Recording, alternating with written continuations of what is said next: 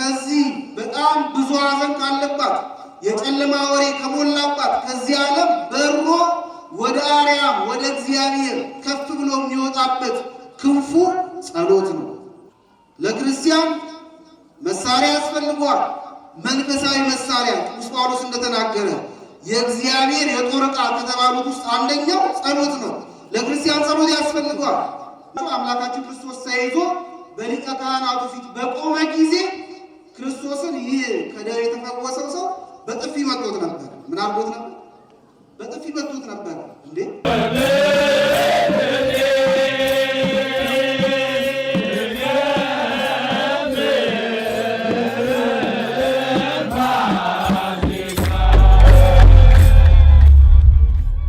እግዚአብሔር አምላካችን የጾሙን ጊዜ የፈውስ የበረከት የመነሳት እንዲያደርግልን ቅዱስ ፈቃዱ ይሆንልን። በዮሐንስ ወንጌል በዮሐንስ መልእክት በአንደኛ የዮሐንስ መልእክት ምዕራፍ 1 ቁጥር 14 ላይ ባለ ኃይለ ቃል እንማራለን። ቅዱስ ዮሐንስ ወንጌላዊ የጻፈው መልእክት ነው። በአንደኛ መልእክቱ ምዕራፍ 1 ቁጥር 14 ላይ እንደ ፈቃዱ አንዳች ብንለምን ይሰማናል ይላል። እስኪ አብረን እንበል። እንደ ፈቃዱ አንዳች ብንለምን ይሰማናል። ስለ ቃሉ የአምላካችን ስም የተመሰገነ ይሁን። እንግዲህ አሁን ያለንበት ጊዜ የጸሎት ጊዜ ነው። ሁላችሁም እንደምታውቁት ቤተክርስቲያናችን እንዲሁም ሀገራችን ምን ያህል ፈተና ላይ እንዳለች ታውቃላችሁ። ስለዚህ ክርስቲያኖች ደግሞ ከገቡበት ችግር ለመውጣት መፍትሄ አድርገው ከሚወስዷቸው ነገሮች መካከል አንደኛው ጸሎት ነው። ጸሎት ለብዙ ነገሮች መፍትሄ ነው። አሁን ደግሞ በዛሬው ዕለት የጾመ ነነዌን ተቀብለናል። የነነዌ ሰዎች ሊመጣባቸው ካለው ከተቃጣው መቅሰፍት የዳኑት እግዚአብሔርን በጸሎት ስለለመኑትም ጭምር ነው። ስለዚህ ጸሎት ኃይል አለው። ስለ ጸሎት እንማራለን። አምላካችን እግዚአብሔር እንዲመክረን እንዲያስተምረን ቅዱስ ፈቃዱ ይሆንልን። ቅዱስ ዮሐንስ በዚህ መልእክቱ ላይ ስለ ጸሎት ነው እየነገረን ያለው። እንደ ፈቃዱ አንዳች ብንለምነው ምን ያደርገናል? ይሰማናል ይላል። እውነት ነው። ቅዱስ ዮሐንስ ለጸሎት በጣም ትልቅ ምሳሌ የሚሆን ሕይወት የነበረው ታላቅ አባት ነው። እግዚአብሔር የሚሰማው ጸሎት ምን አይነት ጸሎት እንደሆነ ለመናገር፣ እግዚአብሔር የማያደምጠውን ጸሎት ደግሞ ምን አይነት ጸሎት እንደሆነ ለመናገር ቅዱስ ዮሐንስ ለሁለቱም የተመቸ ሰው ነው። አምላካችን ክርስቶስ በመዋዕለ ሥጋዌው በሚያስተምርበት ጊዜ ከሐዋርያቱ ጋር ከሀገር ወደ ሀገር ሲመላለስ በአንድ ወቅት ቅዱስ ዮሐንስና ያዕቆብ ሌሎችም ሐዋርያት ባሉበት ክርስቶስ ሲያስተምር የከተማው ሰው ትምህርቱን አንቀበልም ብለውት ነበር፣ አምፀውበት ነበር። በዚህ ጊዜ የሕዝቡን አመፅ ያዕቆብና ዮሐንስ ሲመለከቱ ክርስቶስን አንድ ጥያቄ ጠየቁት። ልክ ኤልያስ እንዳደረገው ኤልያስ ለእግዚአብሔር ሕግ ቀንቶ ለእግዚአብሔር አምልኮ ቀንቶ ጣዖት አምላኪዎችን የጣዖት ካህናትን እሳት ከሰማይ ወርዶ እንዲበላቸው እንዳደረገ ያንተን ቃል አንሰማም ብለው ያመፁትን እነዚህ እልከኛ የሆኑ ሕዝቦችን ከሰማይ እሳት ዘንቦ እንዲያጠፋቸው እዘዝ በማለት ወደ ክርስቶስ ጥያቄ አቅርበው ነበር። ይህ ጥያቄ ልመና ነው፣ ጸሎት ነው። ነገር ግን እግዚአብሔር ወልድ ኢየሱስ ክርስቶስ የእነዚህ የሁለቱን ተማሪዎቹን የያዕቆብና የዮሐንስን ልመና ምን አላረገም? አልሰማም። ወደዚህ ምድር የመጣው ሊያገለግል ነፍሳትን ሊያድን ነው እንጂ ሊቀጣ ሊያጠፋ አይደለም። ስለዚህ ልመናቸውን አልሰማም። ዮሐንስ እግዚአብሔር የማይሰማው ምን አይነት ልመና እንዳለ ያውቃል። አያውቅም? ያውቃል። ለምኑ ያልተሰማው ጥያቄ አለ። ሁለተኛ ደግሞ ቅዱስ ዮሐንስ በወንጌል ላይ እንደተቀመጠልን ከሌሎቹ ሐዋርያት ይልቅ ለጌታ በጣም የቀረበ ነበር። እንደውም ከጌታ ከደረቱ የሚጠጋ ሐዋርያ ተብሎ ይናገራል። እሱም ብቻም አይደለም፣ ራሱ ወንጌሉንም ሲጽፍ ሌሎቹን በስም እየጠራ ሲጽፍ ራሱን በተመለከተ ግን አንድም ቦታ ላይ በወንጌሉ ስሙን አልጠራም። ምን እያለ ግን ይናገር ነበር? ጌታ የወደው የነበረ ሐዋርያ ይል ነበር። ማን የወደው የነበረ? ጌታ የወደው የነበረ ሐዋርያ ቅዱስ ዮሐንስ ከሌሎቹ ሐዋርያት ይልቅ ለጌታ በጣም ይቀርብ ስለነበረ ሌሎቹ ሐዋርያት ክርስቶስን መጠየቅ የሚፈልጉት ጥያቄ ሲኖር ዮሐንስን ነበር ይጠቅሱት የነበረው። ከእናንተ መሃል አሳልፎ የሚሰጠኝ አለ ብሎ ክርስቶስ ለሐዋርያቱ በነገራቸው ጊዜ ሌሎቹ ሐዋርያት እንዲጠይቁት ማን እንደሆነ ለይተው ለማወቅ ክርስቶስን እንዲጠይቅ ለዮሐንስ ነበረ በዓይናቸው ጠቅሰው ጠይቅልን ያሉት የነበረው። ስለዚህ ዮሐንስ ወደ ጌታ መቅረብን እግዚአብሔር ኢየሱስ ክርስቶስ የሚሰማው ልመናን ማቅረብንም እንደዚሁ ይችልበታል። ይህ አባት ነው መልእክቱን የጻፈልን። ስለ ጸሎት የነገረን ይህ ቅዱስ አባት ነው። በረከቱን ያሳድርብን። እንደ ፈቃዱ ብንለምነው አንዳች አይነሳንም ይሰጠናል ይላል። የቤተክርስቲያን አበው ጸሎትን በእስትንፋስ ይመስሉታል። የሰው ልጅ በሕይወት ለመኖር ከሚያስፈልጉት መሰረታዊ ነገሮች መካከል ጥቀሱ ብላችሁ ብዙዎቻችን ከልጅነት ጀምሮ ስንማረው ስለነበር ውሃ ያስፈልገዋል፣ ምግብ ያስፈልገዋል፣ መጠለያ ያስፈልገዋል ብለን የሚያስፈልጉትን መሰረታዊ ነገሮች ልንዘረዝር እንችላለን። ግን ከምግብም ከመጠለያም ከውሃም አስቀድሞ ለሰው ልጅ የሚያስፈልገው በጣም ቀዳሚ የሆነ መሰረታዊ ነገር አለ። እርሱም ምንድነው ካላችሁ እስትንፋስ ነው ወይም አየር ነው። አየር ያስፈልጋል አያስፈልግም? ምግብ ሊያስፈልገን ይችላል፣ ያስፈልገናል። ነገር ግን አንድ ሰው ያለ ምግብ እስከ 7 ቀን ድረስ ሊኖር ይችላል። ለሰው ልጅ ውሃ ያስፈልገዋል፣ ግን ያለ ውሃ ለጥቂት ቀናት ሊኖር ይችላል። ለሰው ልጅ መጠለያ ያስፈልገዋል፣ ግን መጠለያ ካልተገኘስ ይኖራል። ለሰው ልጅ ልብስ ያስፈልገዋል፣ ልብስ ካልተገኘ ምርቃናቸው የሚኖሩ አሉ ታርዘው። ስለዚህ እነዚህ ነገሮች ሁሉ ቢያስፈልጉ ከነዚህ ሁሉ ግን አስቀድሞ ለኛ የሚያስፈልገን አንድ በጣም ትልቅና አንገብጋቢው ነገር አየር ነው። ሰው ያለ አየር ምን ያክል ጊዜ ሊቆይ ይችላል? 5 ደቂቃ፣ 1 ደቂቃ፣ በጣም ለአጭር ሰከንዶች ነው የሚቆየው። አየር ካጣን ሰውነታችን ተመርዞ እንሞታለን። ብዙ ጊዜ እኛ ዋጋ የምንሰጠው ገንዘብ የምናወጣበት ዋጋ ወጥተን የምንገዛውን ነው እንጂ እግዚአብሔር በነፃ የሰጠንን በዋጋ የማይተመኑ ውድ የሆኑ ነገሮችን ብዙም እኛ ቦታ አንሰጣቸውም። አየር የማስጦታ ነው፣ የእግዚአብሔር ስጦታ ነው። ያለ ዋጋ ያለ ገንዘብ እግዚአብሔር የሰጠን። አሁን ለአየር ለምትተነፍሱት አየር ክፈሉ ብንባል ኖሮ ምን ያህል ነበር የምናወጣው? በጣም አስቸጋሪ እኮ ነው። ስለዚህ እግዚአብሔር እጅግ በጣም ውድ የሆነውን ንብረት አየርን ለእኛ ሰጥቶናል። እስትንፋስ ለሰው በጣም አስፈላጊ ነው። ሰው ሰውነቱ ሳይረሳ ከሚያከናውናቸው ተግባራት መካከል አንዱና ዋናው መተንፈስ ነው። አንድ ሰው መተንፈስ ረስቷል ማለት ምን አድርጓል? ሞቷል ማለት ነው። አንዳንዴ ቁርስ ሊረሳ ይችላል። አንዳንዴ ልብስም ራሱ መደረብ ረስተን ልንወጣ እንችል ይሆናል። ነገር ግን ሰውነታችን ሳይረሳ ተኝቶ እንኳን አንቀላፍተን እንኳን ሳንረሳ ከምንሰራቸው ስራዎች መካከል አንደኛው እስትንፋስ ነው፣ መተንፈስ ነው። ጸሎት እንደ እስትንፋስ ነው። ቅዱስ ጎርጎርዮስ ምን ይለናል? እግዚአብሔርን ይላል። እስኪ በሉላችሁ እግዚአብሔርን ከእስትንፋሳችሁ የበለጠ አስቡት። ማንን አስቡ? ከምን የበለጠ? ከእስትንፋሳችሁ የበለጠ አስቡት። አንድ ሰው እስትንፋሱን ሊረሳ እንደማይችል እግዚአብሔርን ጨርሶ ከህሊናው ሊያወጣ አይገባም። ሁልጊዜ ስለ እግዚአብሔር ማሰብ፣ አእምሮ ህሊናው ሁልጊዜ እግዚአብሔርን መዘከር አለበት። ጸሎት ለነፍሳችን እንደ እስትንፋስ ነች። አንድ ሰው መጸለይ ካቆመ ነፍሱ ሞታለች ማለት ነው።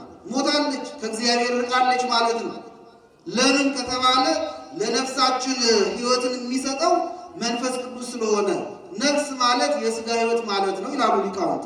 ነገር ግን ለስጋ ህይወት ለምትሰጠው ለነፍስ በራሱ ደግሞ ህይወት የሚሰጣት መንፈስ ቅዱስ ያስፈልጋታል።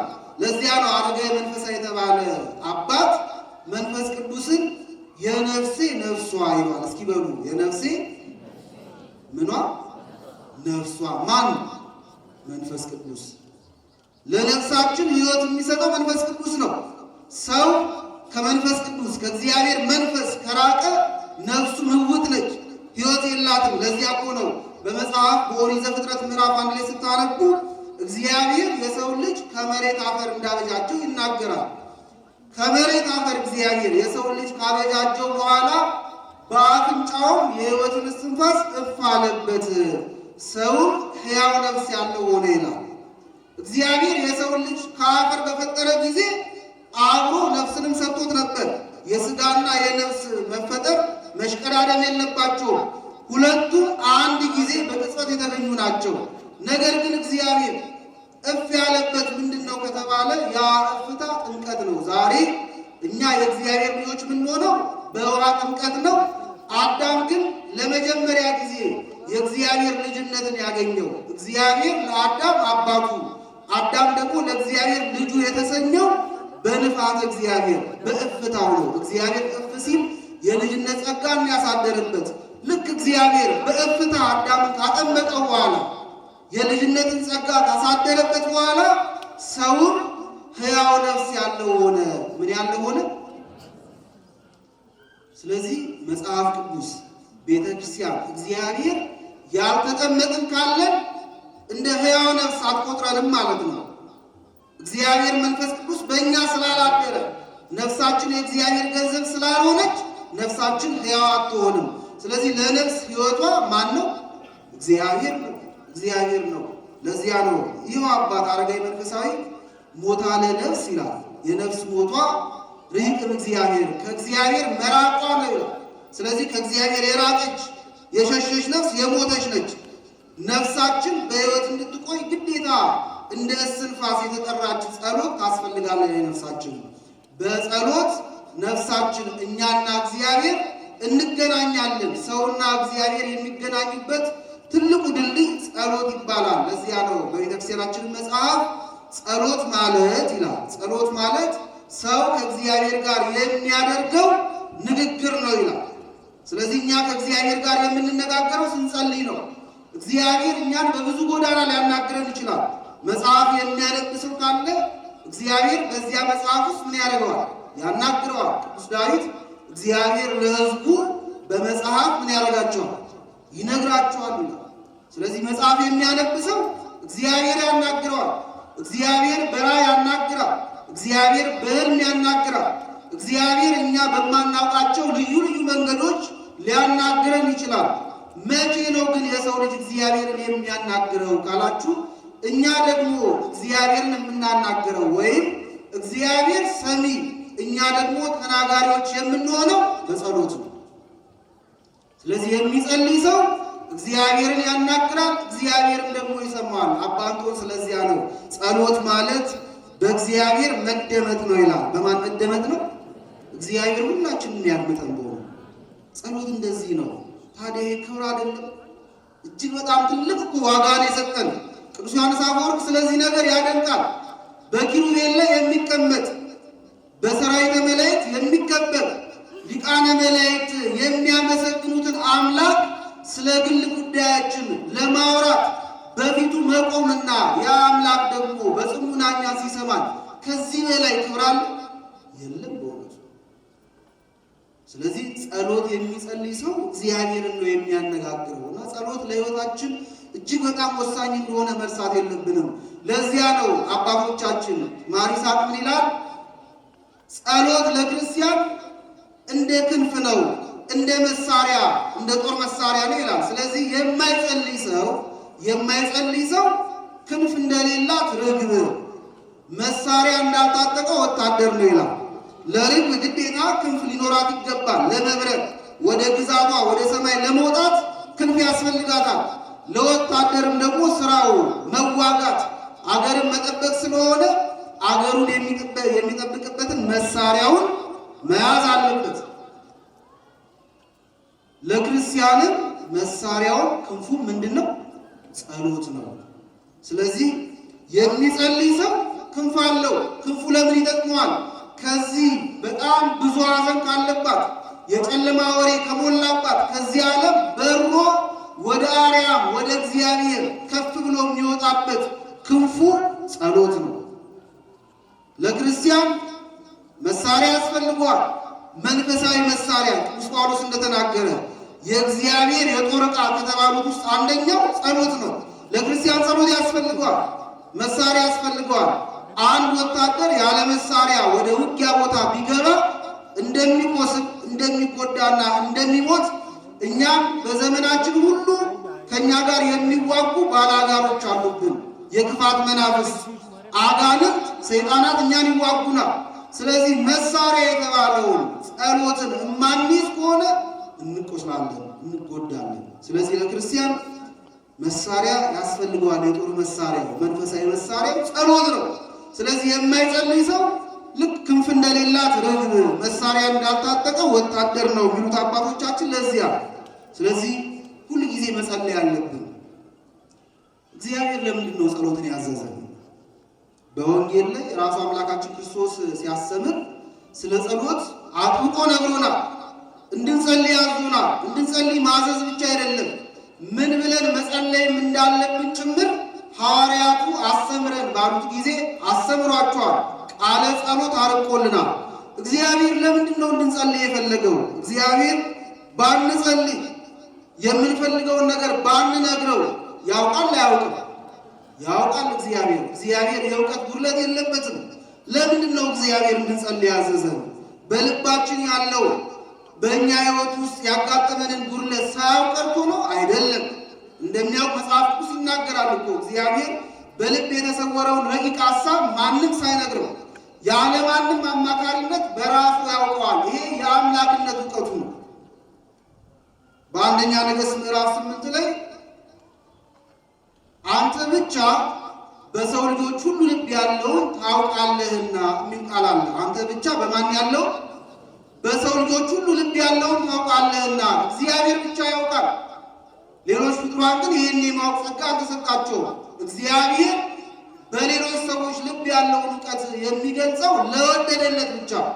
ለምሳሌ ቅዱሳንን ስንማጸን እመቤታችንን ቅዱስ ገብርኤልን ስንማጸን ቅዱስ ገብርኤል ሆይ በልብ ያለውን አንተ ምን ታደርጋለህ? ታውቃለህና እንላለን። እመቤቴ ሆይ በልብ ያለውን አንቺ ታውቂያለሽ እንላለን። ይህንን እመቤታችን ቅዱስ ገብርኤል በእኛ ልብ ያለውን የማወቅ ጸጋ የተሰጣቸው ከማጋ ስለሆኑ ነው፣ ከእግዚአብሔር ጋር ስለሆኑ ነው እንጂ በባህሪው በሰው ልብ የተሰወረውን ረቂቅ ሐሳብ ማወቅ የሚችለው እግዚአብሔር ብቻ ነው። ሰይጣን በእኛ ልብ ያለውን ያውቃል? ያውቃል አያውቅም? ሰይጣን በእኛ ልብ ያለውን የማወቅ ስልጣን የለው።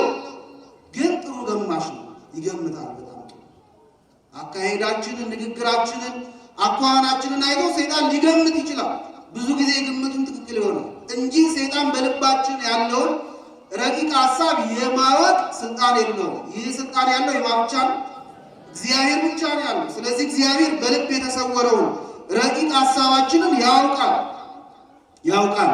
ይህንን እያወቀ ታዲያ ለምንድን ነው ለምኑ ያለው? ለምን አለ? በዚህ በማቴዎስ ወንጌል ምዕራፍ 6 ቁጥር 8 ላይ ሳትለምኑ አባታችሁ የሚያስፈልጋችሁን አውቆ ምን ያደርጋችኋል? ይሰጣችኋል ይላል። እግዚአብሔር አባታችን ነው። አንዳንድ ጉዳዮች አሉ ግዴታ እስክንለምነው ድረስ የማይጠብቅ ሳንለምነው የምንሻውን አውቆ የሚሰጠን ነገሮች አሉ። ይህም በኪዳን ጸሎትም እኮ አባቶቻችን በደንብ አድርገው ይናገራሉ። ሳንለምነው የልቡናችንን መሻት አውቆ ምንም ያደርገን የሚሰጠን ይላሉ። እና እግዚአብሔር ለሁሉም ነገር ለምኑኝ አይልም። ለሁሉ ነገር ደጅ ጥኑ አይልም። ሳንለምን የምናገኛቸው በጣም ብዙ ነገሮች አሉ። ለምሳሌ እንደው ከእናንተ መካከል ማን ነው ማታ እንደው እግዚአብሔር አደራን ነገ በጠዋት ፀሐይዋን እንድታወጣት እንደው እንዳትረሳት የሚል ሰው አለ? ከእኛ ማለት አለ የለም? ጠዋት ደግሞ ሲነጋ በእንቅልፉ ተነስቶ አደራ አምላኬ እንደው ደግሞ ሰዓት ሲሄድ በኋላ ማምሸቱን እንዳትተወው ጨለማውን ማንገስ እንዳትረሳ ብሎ ደግሞ ስለ ምሽት ተጨንቆ እግዚአብሔር የሚማጸን ሰው አለ? ብንለምነው ባንለምነው ፀሐይን ምን ያደርጋል? ያወጣል። ብንለምነው ባንለምነው ጨለማን ያመጣል። እግዚአብሔር ሳንለምነው የሚያከናውንልን በጣም ብዙ ነገሮች አሉ። ሳንለምነው የምንሻውን አውቆ ምንም ያደርገን የሚሰጠን አምላክ ነው። ታዲያ ለምንድን ነው ለምኑ ያለን? ጸልዩ ለምን አለን? እግዚአብሔር የማያውቀው ነገር ከሌለ፣ እሱ የማያውቀው ጉድለት ከሌለ፣ እርሱ የማያውቀው እሱ ያላየው የኛ ክፍተት ከሌለ እግዚአብሔር ለምንድን ነው ጸልዩ ብሎ ያዘዘው ከተባለ ጸሎት ሰው እግዚአብሔር የማያውቀው ጉድለት ኖሮበት እሱን ለማሳወቅ የሚያደርገው ሳይሆን እግዚአብሔር የቸርነቱን ስራ ቢሰራለት፣ እግዚአብሔር ቢረዳው፣ እግዚአብሔር ቢያግዘው ፈቃደኛ መሆኑን የሚገልጽበት መንገድ ነው ጸሎት። ስለዚህ ጸሎት ፈቃድን ማሳወቂያ ነው። እግዚአብሔር የትኛውም አይነት በሕይወታችን ውስጥ የሚያስፈልገን በጎ ነገር ቢኖር ያንን በጎ ነገር እኛ ሳንፈቅድ እኛ እሺ አድርግልኝ ሳንል እርሱ ስለፈለገ ብቻና እንደሚጠቅመን ስላወቀ አያደርግልንም። ሁል ጊዜ እግዚአብሔር የሰው የበጎ ፈቃድ ተባባሪ ነው። የሰው ምን አልኳችሁ? የበጎ ፈቃዱ ተባባሪ ነው። ለእኛ የሚያስፈልገን ነገር እንኳን እንደሆነ እያወቀ እስክንለምነው ድረስ አድርግልኝ እስክንለው ድረስ ግን እግዚአብሔር የሚጠብቃቸው ነገሮች አሉ። የእኛን ፈቃድ ጨርሶ እግዚአብሔር አይጥስም። ይህን በወንጌል ላይ ተቀምጦ እናገኘዋለን። በዮሐንስ ወንጌል ምዕራፍ 5 ላይ ታስታውሱ እንደሆነ ለ38 ዓመት ታሞ በአልጋ ቁራኛ የነበረ አንድን ሰው አምላካችን ክርስቶስ ወደ ቤተ ሳይዳ ወደ መጠመቂያ ስፍራ በመጣ ጊዜ አየው። ባየው ጊዜ ለብዙ ጊዜ ደዌ እንደጸናበት ማንም ሳይነግረው አወቀ። ከዚያ ወደ እርሱ ቀረብ ባለና ጥያቄ ጠየቀው። ልትድን ትወዳለህ አለው። ልትድን ታደርጋለህ? ትወዳለህ ወይ? መዳን ትፈልጋለህ ብሎ ጠየቀው። በጣም የሚያስገርም ነው ጥያቄው። በጣም የሚያስቅ ይመስላል። ለምን መሰላችሁ? ክርስቶስ ይህንን ሰው ያገኘው በጠበል ስፍራ ነው። አንድ ሰው ወደ ጠበል ቦታ የሚሄደው ወይ ለበረከት ነው ወይ ደግሞ ደዌ ኖሮበት ምን ሊያደርግ ነው? ሊፈወስ ነው። ክርስቶስ ይህንን ያገኘው በፈውስ ቦታ ላይ ነው። በዚያ ላይ ደግሞ አልጋ ይዞ ታሞ ተኝቷል፣ ያሳውቃል። ወደ እርሱ ግን ቀረበና ልትድን ምን ታደርጋለህ? ትወዳለህ ወይ ብሎ ጠየቀው። ያበሳጫል እኮ ጥያቄ። አንዳንዴ እንደኛውን ካሰብነው ለምሳሌ አንድ ሰው ሆስፒታል ታሞ ገብቶ አልጋ ይዞ ተኝቶ የሚያክመው ሐኪም ገና ለገና መጥቶ መፍትሄ ይሰጠኛል ሲል ወደ እርሱ ጠጋ ብሎ ሐኪሙ እውነት ግን አንተ አሁን መዳን ፈልገህ ነው የገባኸው ቢለው ደስ ይለው አይለው? ይበሳጫል። እና ታዲያ ልዝናና ነው የመጣሁት ይላል። በሽታም ደግሞ አመል ይነሳል። ክርስቶስ ይህንን ሰው በጸበል ስፍራ በአልጋ ላይ ተኝቶ እያየው ልትድን ትወዳለህ ወይ ብሎ ጠየቀው። ለምን የጠየቀው ከተባለ ለዚህ ሰው መዳኑ በጣም አስፈላጊ ቢሆንም ነገር ግን ክርስቶስ እንዲያድነው ግዴታ የእሱ ፈቃድ መገለጽ አለበት፣ መታወቅ አለበት። ስለዚህ በይፋ ሰዎች እየሰሙ ልትድን ትወዳለህ ወይ ብሎ ጠይቆ እንዲመልስ አደረገው። እግዚአብሔር በእያንዳንዳችን ሕይወት ውስጥ በጣም ብዙ ጉድለቶች እንዳሉ ያውቃል። ያንንም ደግሞ እርሱ ከፈቀደ እና የሚጠቅመን ከሆነ ቢፈታው ደስ ይለዋል። ነገር ግን ያን የቸርነት ስራ እንዲሰራ ግዴታ ተመጽዋቹ ያንን በረከት ተቀባዩ ምን ማድረግ አለበት? ፈቃደኝነቱን ማሳየት አለበት። ለምን መሰላችሁ? አንዳንድ ጊዜ እኛ ለምነን ደጅ ጠንተን ያገኘነውን ነገር ልክ እጃችን ላይ ሲገባ አይ እኔ እኮ ወዲያውኑ ብዙ አልፈለጉትም ነበር የሚል ሰው የለም አለ? የለም። ደግሞ ያገኘውን በረከት በኋላ ዋጋ የሚያሳጣ ሰው እኮ አለ። ልክ እንደዚህ መጽሐፉ ይህ ታማሚ ሰው አምላካችን ክርስቶስ መጥቶ ፈቃዱን ጠይቆ ፈወሰው እንጂ ፈቃዱን ሳይጠይቅ ዝም ብሎ አልጋን ተሸክመ ሂድ ቢለው ኖሮ በኋላ የሚገርማችሁ አምላካችን ክርስቶስ ተይዞ በሊቀ ካህናቱ ፊት በቆመ ጊዜ ክርስቶስን ይህ ከደዌ የተፈወሰው ሰው በጥፊ መቶት ነበር። ምን አድርጎት ነበር? በጥፊ መቶት ነበር። እንዴ አንተ ፈውሶ እንዴት በጥፊ ትመታዋለህ ሲባል እኔ እኮ መጀመሪያ አልለመንኩትም አልጠየቅኩትም ነበር እኮ አልፈለግኩም፣ ራሱ መጥቶ ነው ያደረገኝ ያዳነኝ ብሎ ምክንያት ያቀርብ ነበር። ስለዚህ እንዲህ ምክንያት እንዳያቀርብ መጀመሪያ ክርስቶስ በቤተ ሳይዳ በመጠመቂያ ስፍራ ሲያገኘው ልትድን ትወዳለህ ወይ ብሎ ሲጠይቀው እናገኘዋለን። ስለዚህ እግዚአብሔር በእያንዳንዳችን ሕይወት ውስጥ ልክ በዚህ በመጽሐፉ ላይ የታየውን ነው የሚያደርገው። እያንዳንዳችን ይጠይቀናል። ምክንያቱም ነገ ከነገ ወዲያ እኔ እኮ አልፈለግኩትም ነበር ብለን ማቃለላችን አይቀርም። ስለዚህ ለራሳችን ጸሎታችን ምስክር እንዲሆንብን ድምፅ አውጥተን እግዚአብሔርን እንድንለምነው ይፈልጋል። ስለዚህ ጸሎት እግዚአብሔር በእኛ ሕይወት የማያውቀው ነገር ኖሮ እሱ ሪፖርት ማድረጊያ ሳይሆን እግዚአብሔር የቸርነቱን ስራ ቢሰራልን ፈቃደኞች መሆናችንን መግለጫም ጭምር ነው። ይህን መርሳት አይገባም። የቤተክርስቲያን ሊቃውንት ክርስቲያኖች ቢያንስ በቀን 7 ጊዜ እግዚአብሔርን እንዲያመሰግኑ እንዲለምኑ ስራ ሰርተዋል። ይሄ ከቅዱስ ዳዊት ቃል የተነሳ ነው። ቅዱስ ዳዊት ምን ይላል? ስለ ፍርድ ጽድቅ እውነተኛ ስለሆነው ፍርድ በቀን 7 ጊዜ ምን አደርጋለሁ? አመሰግናለሁ ይላል። ስለዚህ እግዚአብሔርን በቀን 7 ጊዜ ማመስገን አለብን። ይሄ ለክርስቲያኖች ሁሉ የወጣ ሕግ ነው። አንዳንድ ሰው በቀን 7 ጊዜ አመስግኑ ሲባል ለመነኮሳት ይመስለዋል። በቀን 7 ጊዜ ሲባል ለካህናት ለዲያቆናት ይመስለዋል። አይደለም። በቀን 7 ጊዜ ማመስገን ለማን የተሰጠ ሕግ ነው? ለእኛ ለሰው ዓለም ለዓለም ሰዎች የተሰጠ ሕግ ነው እንጂ ቅዱስ ጳውሎስ እንደሚናገረው ብንችል ኖሮ ሳናቋርጥ ምን ማድረግ መጸለይ ነበር። ደግሞ ሳታቋርጡ ምን አድርጉ ይላል? ጸልዩ ይላል። ቅድም ጸሎት እስትንፋስ ነው ያልኳችሁ። እስትንፋስ ይቋረጣል? አይቋረጥም። ስለዚህ ጸሎት መቋረጥ አልነበረበትም። ነገር ግን እኛ ደካሞች ስለሆነ ሌላ ኃላፊነት አለብን፣ ሌላ ስራ አለብን ስለምንል ምክንያት ስለምንደረድር አባቶቻችን ይህንን ድካማችንን አዩና ቀኑን ሙሉ እግዚአብሔርን በጸሎት ባታመሰግኑ ከእርሱ ጋር ባትሆኑ ቢያንስ ግን በቀን 7 ጊዜ ምን አድርጉት? አመስግኑት፣ ጸልዩ ወደ እግዚአብሔር በማለት ስራ ሰርተውልናል። አንዳንድ ሰዎች አይ እኔ በቀን 7 ጊዜ እግዚአብሔር ፊት የሚያስቆም ችግር የለብኝም፣ እንደው እግዚአብሔር ይመስገን ለኔ ሁሉም ነገር ምን አድርጎልኛል? ሰጥቶኛል፣ ሁሉም ነገር አሟልቶልኛል። ለምንድን ነው በቀን 7 ጊዜ ቆሜ የምጨቀጭቀው? የሚሉ ሰዎች አሉ። ጸሎት ግን እኮ ሮሮና ችግርን ብቻ እኮ መንገሪያ አይደለም ነው አይደለም? አይደለም።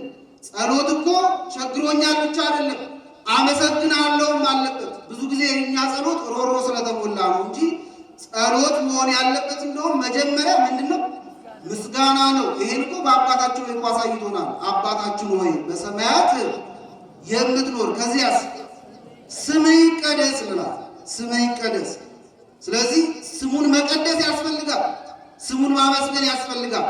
ብዙ የተደረገለት ሰው እግዚአብሔር ቸርነቱን አብዝቶ ያደረገለት ሰው ካለ እንደውም ይህ ሰው በቀን 7 አይደለም በቀን 14 ጊዜ ምን ማድረግ አለበት? መጸለይ አለበት። ምክንያቱም ብዙ ከተደረገ ብዙ ይጠበቃል።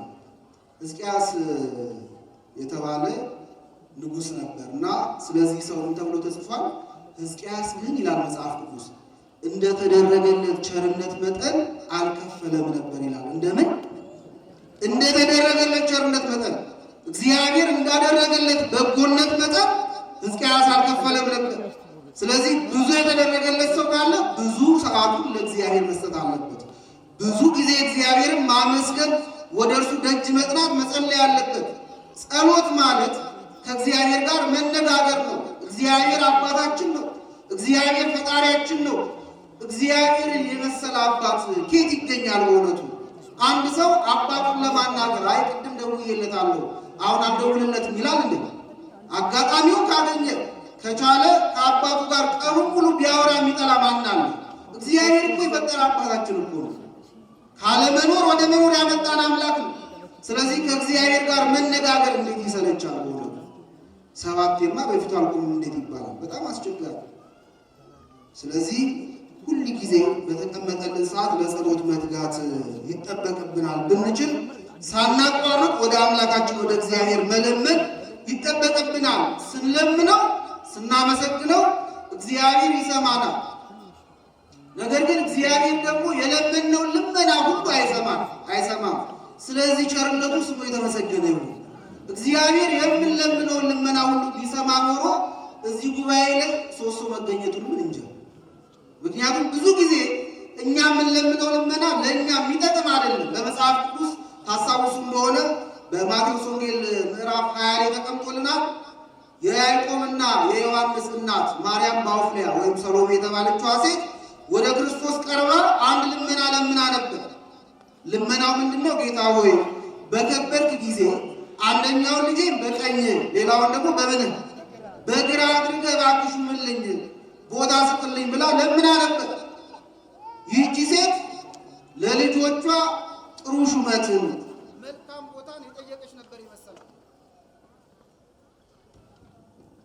መልካም ቦታን የጠየቀች ነበር ይመስላት። ነገር ግን ክርስቶስ ለካስ የሚከብረው መስቀል ላይ ነው። ክርስቶስ ከበረ የሚባለው ወደ ምን ሲወጣ ነው? ወደ መስቀል ሲወጣ ነው። ለካስ የእሱ የክብር ዙፋኑ መስቀል ነው። ይህን አላወቀችም። በከበርክ ጊዜ ማለት በተሰቀልክ ጊዜ ማለት ነው። በቀኝና በግራ አቁማቸው ማለት ደግሞ በቀኝና በግራ አብረው ምን ይበሉ? ይሰቀሉ ማለት ነው። በዚህ ጊዜ ክርስቶስ ምን አላት? እናንተ የምትለምኑትን አታውቁም ብሎ ገሰጻት። ስለዚህ ብዙ ጊዜ ሰው የሚለምነው ልመና ሞቱን ሊሆን ይችላል፣ የሚጎዳው የሚያጠፋውን ሊሆን ይችላል። ስለዚህ ክርስቶስ የለመነውን ልመና ሁሉ ምን ያደረገን? አይሰማንም። ስላልሰማን ስሙ የተመሰገነ ነው። ነገር ግን ልመናችን በጎ ከሆነ ያንን ይሰማል። በማቴዎስ ወንጌል ምዕራፍ 7 ላይ አምላካችን ክርስቶስ ምን አለ? ዕንቆቻችሁን በእሪያ ፊት አታኑሩ፣ የተቀደሰውንም ለውሾች አትስጡ አሉ። በጣም ብዙ ትርጉሞች አሉት ይሄ ጥቅስ። በዋናነት ግን አንዳንድ ጊዜ ሰው ዕንቅ የተባለ ሃይማኖትን ሲቸግረው፣ የሚበላው ሲያጣ፣ የሚለብሰው ነገር ሲያጣ ሊጥለው ይችላል። በእሪያ ፊት ሊያኖረው ይችላል። ሃይማኖትን ቀይር፣ እኛ ልብስ እንሰጣለን፣ ሃይማኖትን ቀይር፣ እኛ ዘይቱን ምግቡን እናመቻቸላለን ሲሉት ስለ ረሃቡ ብሎ ስለ ችግሩ ብሎ ሃይማኖቱን ዕንቅ የተባለ ሃይማኖትን በእሪያ ፊት ሊጥል ሰው ይኖራል። የተቀደሰውን ነገር ለውሾች የሚሰጥ ይኖራል። ስለዚህ ነገር አምላካችን ክርስቶስ ሲያስተምር ምን አለ?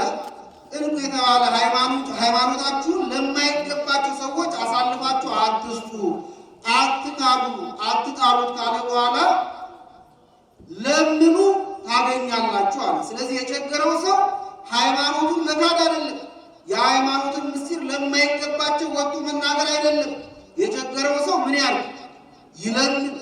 ስለዚህ ለምኑ ይሰጣችኋል፣ ደጅ ጽፉ፣ አንኳኩ፣ ምን ይደረግላችኋል? ይከፈትላችኋል፣ የለመነ ሁሉ ያገኛል። ስለዚህ በትክክል የለመነ ሰው ያገኛል። ነገር ግን ምን ብሎ የለመነ ምን አይነት ልመና ስናቀርብ ነው እግዚአብሔር የሚሰማን የሚለውን ሲያብራራልን ምን አለ? እናንተ ለባሕርያችሁ ክፋት ሲስማማችሁ ለልጆቻችሁ ግን በጎ ነገር ማድረግ ታውቁበታላችሁ።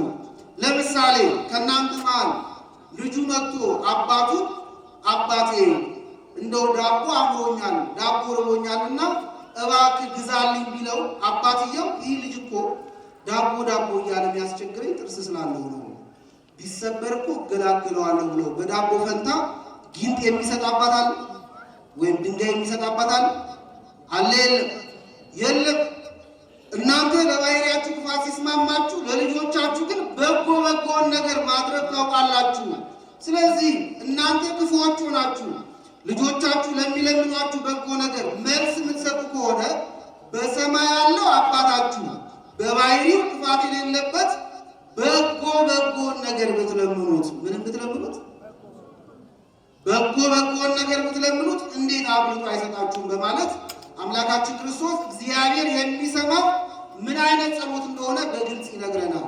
ስለዚህ ብዙ ጊዜ ለምነን ሳንሰማ ቀርተን ሊሆን ይችላል። በነገራችን አንዳንዴ የምንለምናቸው ነገሮች ሁሉ በጎ ሳይሆኑ ይቀሩና እግዚአብሔር ሳይመልስልን ሲቀር ተስፋ እንቆርጣለን። በቃ እኔን ምን አድርጎኛል? እግዚአብሔር ረስቶኛል ማለት ነው፣ አይሰማኝም፣ ይኸው ደጅ ጥናለሁ፣ እማጸነዋለሁ። አንድ ቀን ግን ያልኩትን ሰምቶ አያውቅም። በቃ ቢቀርብኝስ ብለን ተስፋ ወደ መቁረጥ የቀረብን ሰዎች እንኖራለን። ይሄ ግን ትክክል አይደለም። እግዚአብሔር ይሰማል። የሚሰማው ግን ምን ስለምነው ብቻ ነው? በጎን ነገር ብቻ ስለምነው ነው። የሚጎዳን ከሆነ አይሰጠም። የፈለገ ብንፈርድ፣ የፈለገ ደጅ ብንጠና፣ የፈለገውን ብናደርግ ከጎዳን እግዚአብሔር ምን ያደርገን?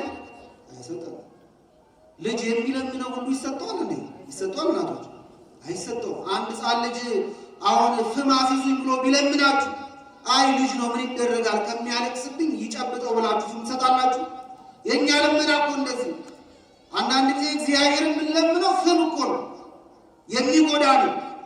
ቆዳችንን የሚያቀልጠውን የሚያጠፋንን ነገር ካልሰጠኝ ብለኝ ሙጥን ነው በቃ አለቀ ምንለዋል እግዚአብሔር። እና እግዚአብሔር አንዳንዴ ሳይሰማን ሲቀር ያ የጠየቅነው ነገር አግባብ አለመሆኑን በደንብ አድርጎ ማወቅ ያስፈልጋል። ቅዱስ ዮሐንስ የተናገረውን ጥቅስ በጥቂቱ እንየውና እንጨርስ። ምን አለ? እንደ ፈቃዱ አንዳች ብንለምን ምን ያደርገናል? ምን ያደርገናል? ይሰማናል አለ።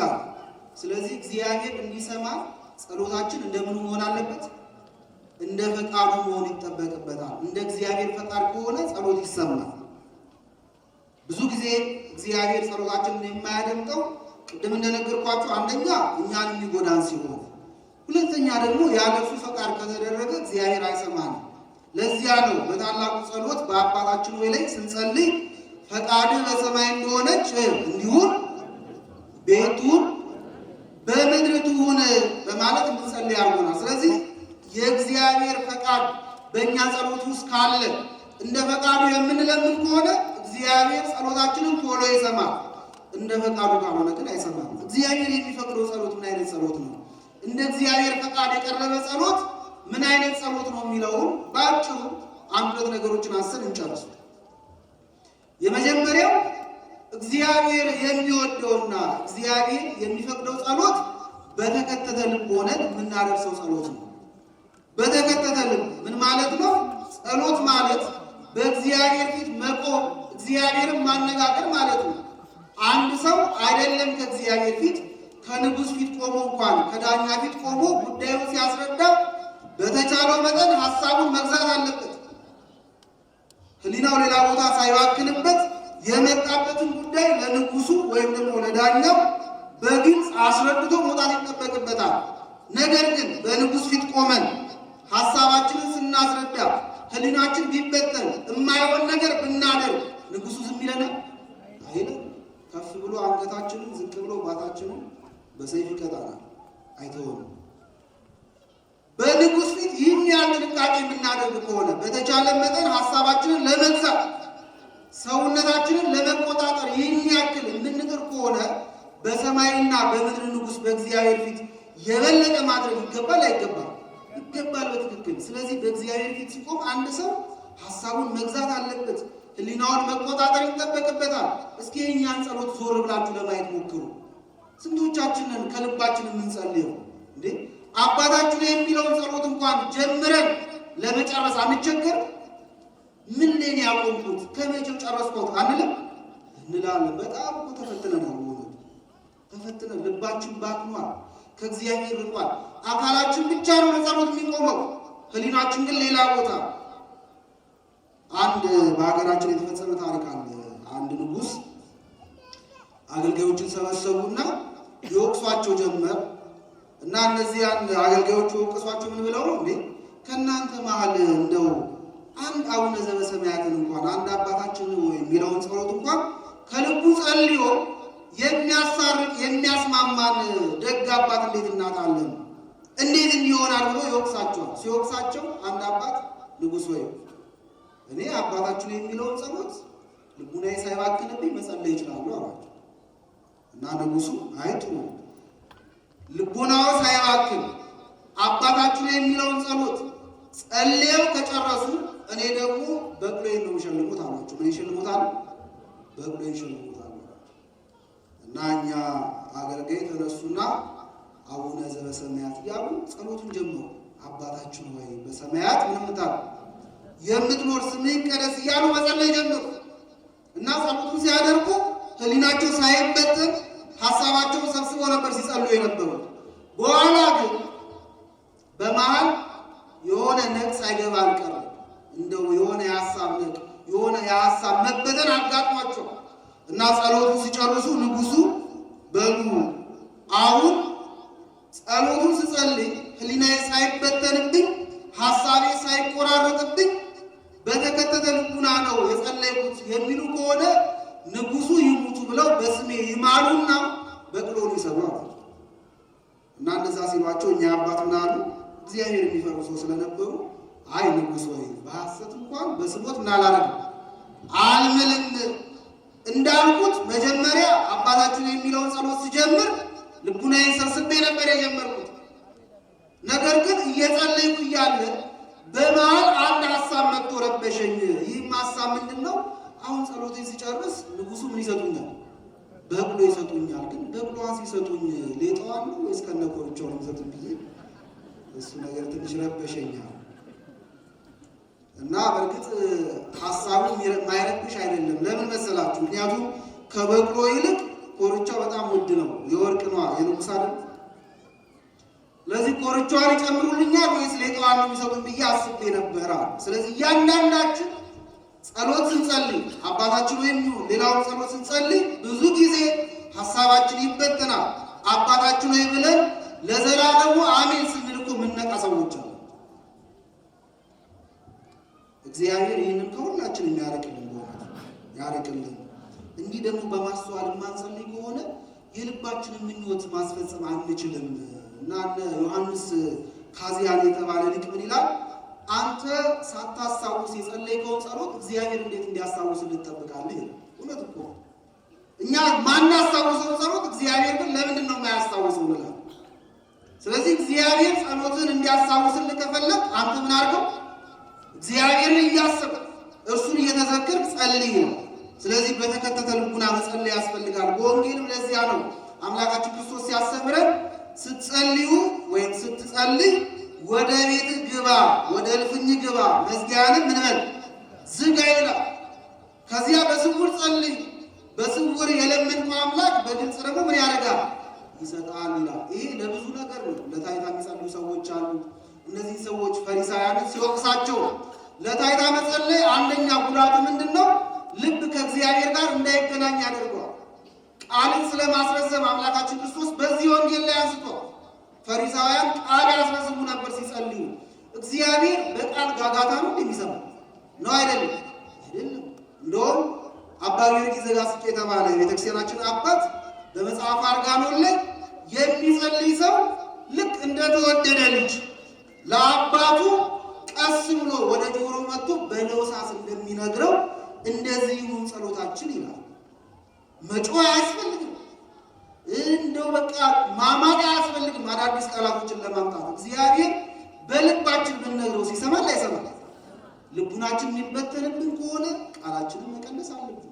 መቀነስ ለዚያ እኮ ነው ከኛ ይልቅ አባቶቻችን በመንፈስ ቅዱስ የደረሱት ምንም አይነት ነቅ የሌለበት የታረመው ጸሎት ይሻለናል በሚል ዳዊቱን ምን ደግሞ ውዳሴ ማርያም ምን ደግሞ እኮ ለዚያ ነው እኛ ለጸሎት ቆመን ገና የምንለውን ነገር ቃል ስናዋቅር ሐሳባችን ነው ያደረገው ተበትኖ ይቀራል።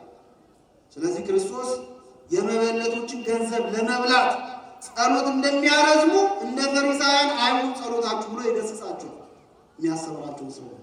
ስለዚህ በተከተተ ልቡና ወደ እግዚአብሔር ደጅ መጥናት መለመን ያስፈልጋል። የመጨረሻ የምነግራችሁ ነገር እግዚአብሔር የሚሰማው እንዲሆን ጸሎታችን ትህትና የተሞላ መሆን አለበት። ጸሎቱ ምን የተሞላ በሉ እስኪ ምን የተሞላ?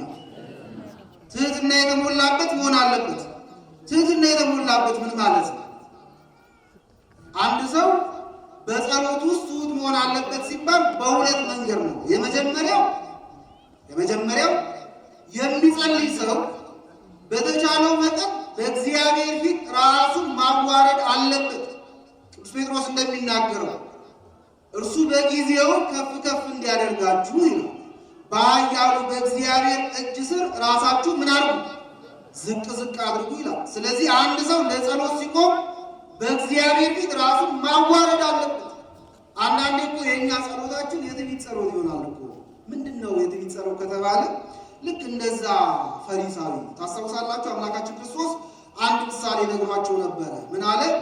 ሁለት ሰዎች ለጸሎት ወደ ቤተ መቅደስ መጡ። አንደኛው ቀራጭ ነው፣ ሁለተኛ ደግሞ ፈሪሳዊ ነው። ያ ፈሪሳዊ ወደ ጸሎት ቤት ከመጣ በኋላ ጸለየ፣ ለመነ። ልመናው ግን በጣም የሚያስቅ ነበር። ምን አለ? ጌታ ሆይ እኔ በሳምንት 2 ጊዜ ምን አደርጋለሁ? እጾማለሁ። ሰርቼ ደግሞ በገዛ ድካሜ በገዛ ጉልበቴ ከማገኘው ደግሞ ገንዘብ ለአንተ አስራትም ምን አደርጋለሁ? አወጣለሁ ብሎ ጸለየ። ከዚያ ዞር ሲል ደግሞ አንድ በጣም በኃጢአት የጎሰቆለ የሚመስል በማህበረሰቡ ዘንድ በደለኛ ተደርጎ የሚቆጠር አንድ ቀራጭን አየ። ከዚያ እሱን እንዳየ ምን አለ? ደግሞ አለ ጨመረ በጸሎቱ ላይ ያችሁ ደግሞ እንደዚህ ቀራጭ ስላላደረከኝ ምን አደርጋለሁ? አመሰግናለሁ አለ። አሁን ይሄ ጸሎት ነው ወይስ ሪፖርት ነው? የኛ አብዛኞቻችን ጸሎት እኮ እንደዚህ እኮ ቆመን ነጠላ ለብሰን እንዲያረጋለሁ ላንል እንችላለን እኮ። ኧረ እኔ አልልም ትላላችሁ ብዙዎቻችሁ። ነገር ግን የሆነ ነገር ሲያጋጥመን ለምሳሌ ብዙዎቻችን ምን ነው እግዚአብሔር እኔ ምን አረኩ ለኔ ይገባል ብላችሁ አጣቁ። ይሄ እኮ የፈሪሳይ ጸሎት እኮ ነው።